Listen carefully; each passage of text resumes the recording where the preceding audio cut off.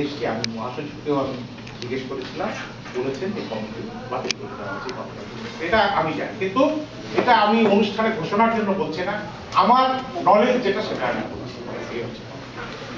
তো বাংলাদেশ যেই অবস্থায় দাঁড়িয়েছে, তো বাংলাদেশের মানুষের গণতান্ত্রিক অধিকার নেই, রাষ্ট্রের সার্বভৌমত্ব স্বাধীনতা আছে বিপদাপন্ন।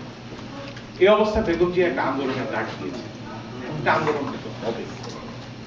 এটা বিএনপি ভাগ, কারণ ইদানিং সরকারের মন্ত্রী এবং প্রধানমন্ত্রীর কথা মনে হচ্ছে যে বিএনপির ভাঙ্গনের উপর আওয়ামী লীগের অস্তিত্ব নির্ভর করছে, যে বিএনপি ভাঙলে আওয়ামী লীগ টিকবে।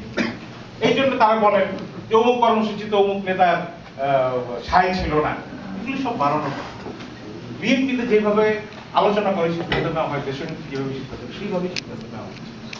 কে বিএনপি ছেড়ে দলীয় সরকারের অধীনে নির্বাচনে যাবে, এগুলো সম্পূর্ণ প্রকাশ। যদি আওয়ামী লীগ নিজের শক্তিতে বলিয়ান হতো, তাহলে বিএনপির ভাঙনের জন্য তীর্থের কাকের মতো বসে থাকতে হবে। আমার এখানে সাংবাদিক বন্ধুগণ আছেন, তাদেরকে আমি অনুরোধ করব ব্যক্তিগতভাবে বাংলাদেশে গিয়ে বর্তমান সাংবাদিকতার অবস্থাটা দেখে আসবো। সংগ্রামের সম্পাদক আবুল হাসানকে 75 বয়সের একজন সাংবাদিক, অত্যন্ত প্রাজ্ঞ বিজ্ঞ, তাকে গ্রেফতার করা হয়েছে, তাকে 6 দিনের রিমান্ডে নেওয়া হয়েছে। সাংবাদিক জয় মামুন, এটি বাংলার মধ্যে তারা যারা হামলা চালিয়েছে তাদেরকে শনাক্ত করা যায়নি। কিছুদিন আগে শীর্ষ কাগজের সম্পাদককে ধরে সে প্রতিষ্ঠান থেকে বন্ধ করে দেওয়া হবে। কেন?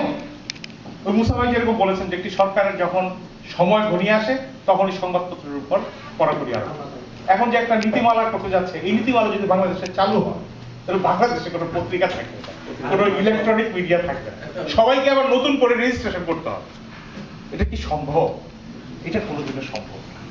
অতএব আন্দোলনটা বিএনপির ক্ষমতায় যাওয়ার জন্য না, বাংলাদেশের মানুষকে বাঁচানোর জন্য, রাষ্ট্রকে বাঁচানোর জন্য আন্দোলনে যেতে হবে। এবং সেখানে